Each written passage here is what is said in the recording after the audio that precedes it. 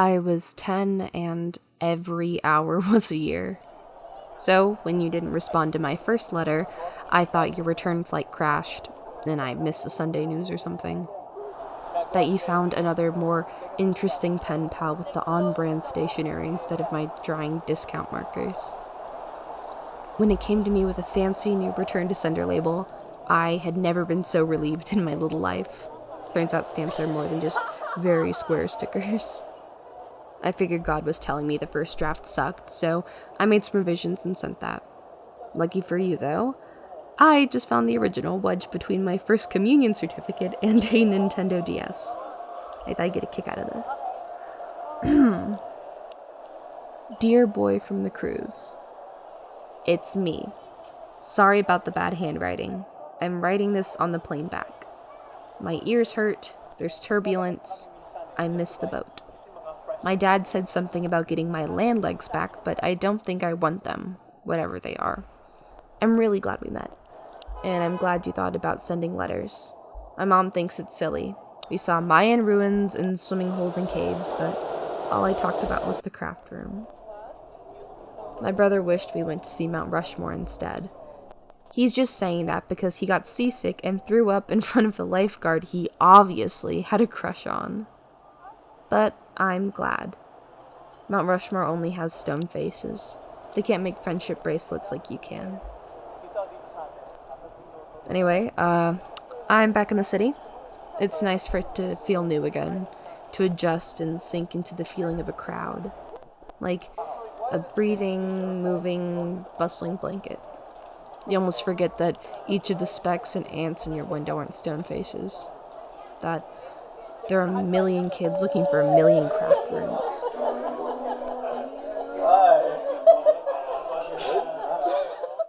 What are the odds that my thread would have tangled with yours?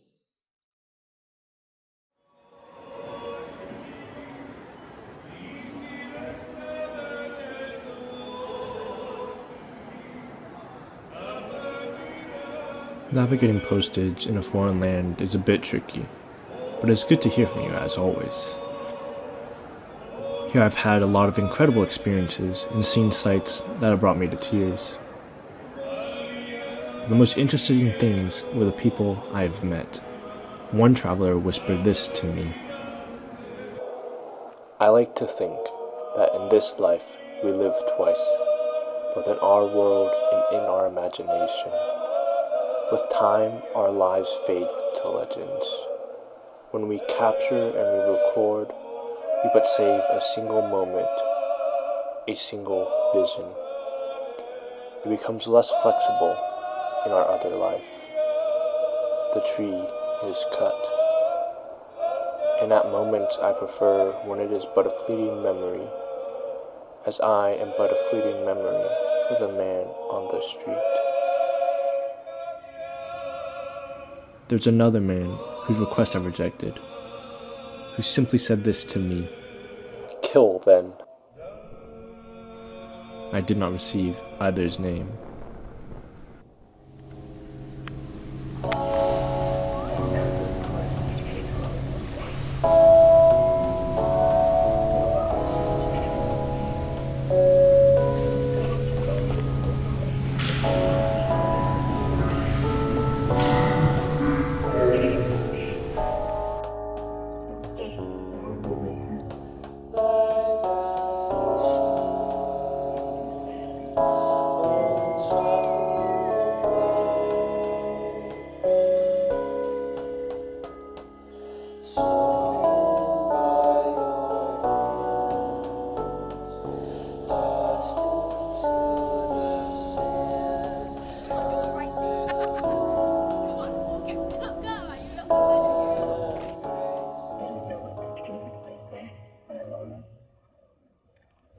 I walked around the city today.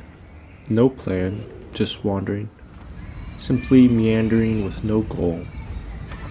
I found myself sitting in a cute cafe and laying on a grassy hill. It was nice. But tomorrow I have a train to catch. I do love trains. I think they can be very relaxing going through the countryside. But after today, I want to walk some more. There's so many people here. People watching is free and easy, so it's something I've taken up. In the city there are many tourists and travelers all having a good time, myself among them. And there are even more families and locals with an impressive ability to sit and talk at a cafe for hours. Each one is as they are, built by chance, destiny, and their desires. In each moment I catch a glimpse of many lives. I'm curious of how many among them roam as I do today. When we were young, everywhere was new. No matter where, we were free in a different way than we are now. I don't think I wish to be young again, but I still am. Right now I travel, but I desire to wander. Have you read any Goethe? I'll admit I've only studied Faust, but the second I read your past letter, I couldn't help but flip through my copy of his Italian journey. Nothing can be compared to the new life the discovery of another country provides for a thoughtful person. Although I'm still the same, I believe to have changed to the bones.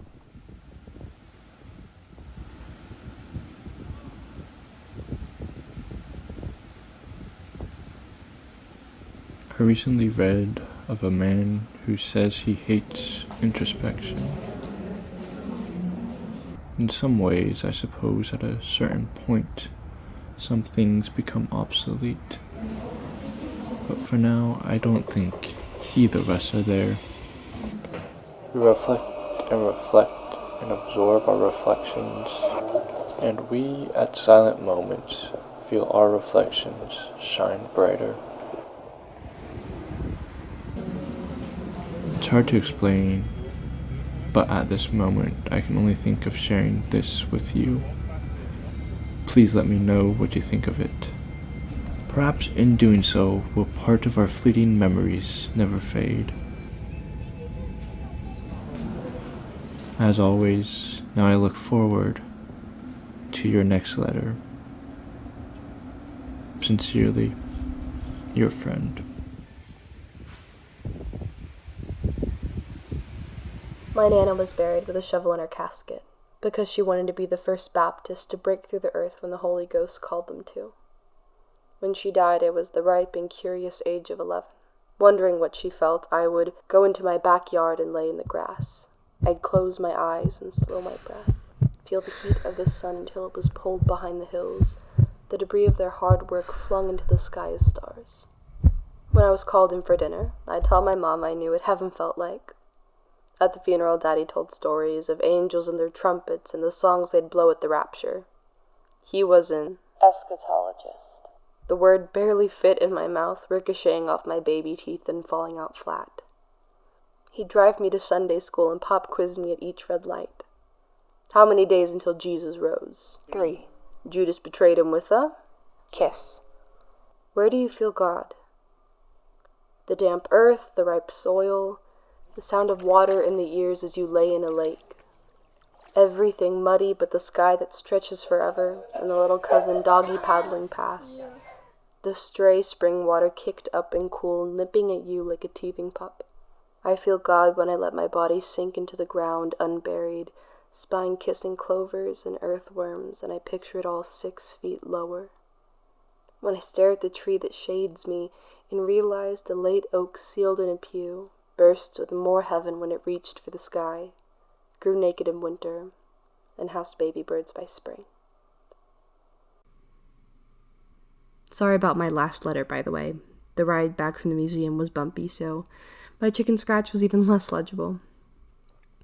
Send me a scan and I'll try to translate it for you, okay?